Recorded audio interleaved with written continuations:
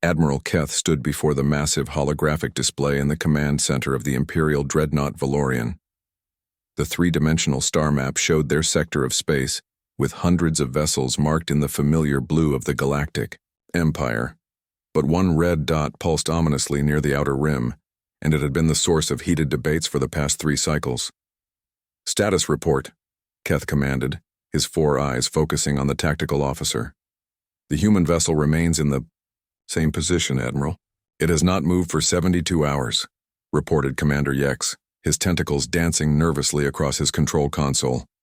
"Our long-range sensors indicate it is a single warship, approximately 400 meters in length."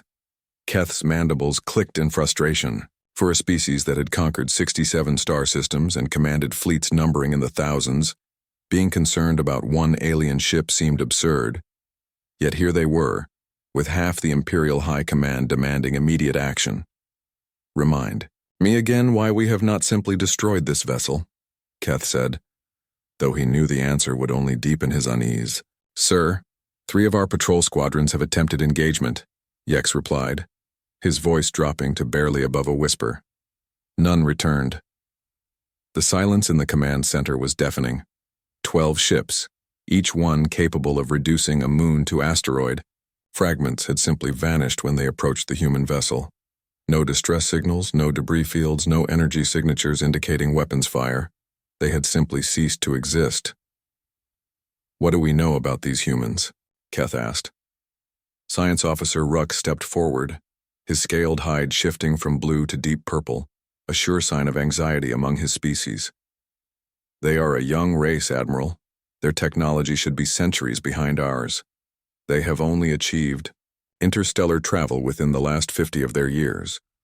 By all calculations, their weapons should be primitive kinetic projectiles and basic energy beams.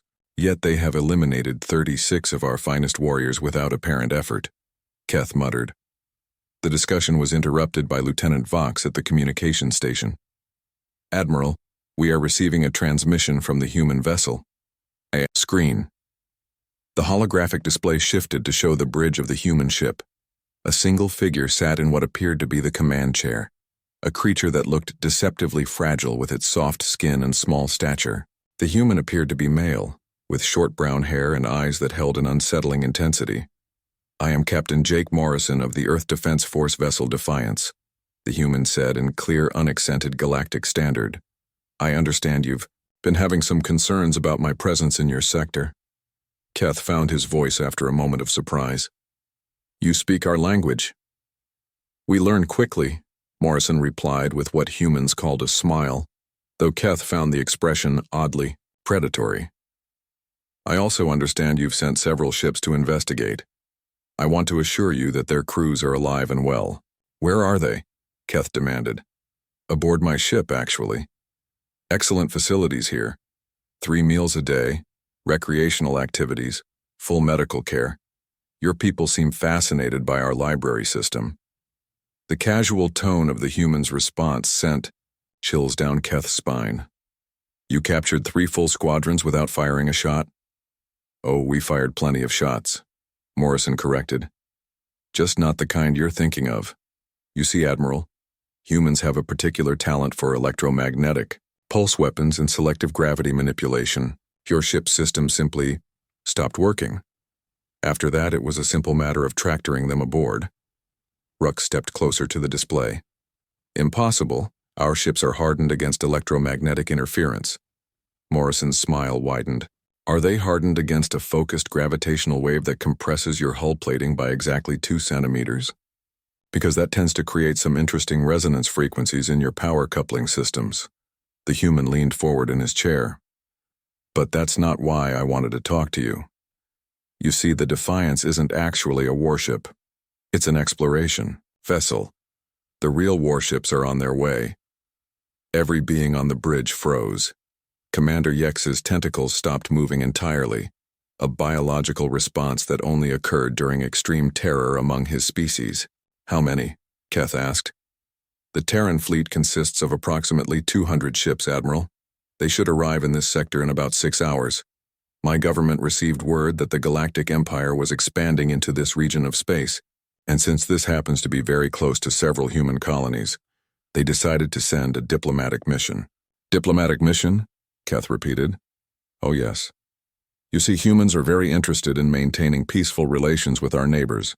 However, we also have a saying, peace through superior firepower. The fleet approaching your position isn't here to start a war, Admiral. They're here to make sure one doesn't start accidentally. Morrison stood from his chair, his movements fluid despite the apparent low gravity of his ship. I'm transmitting the specifications for one of our actual warships to your vessel now.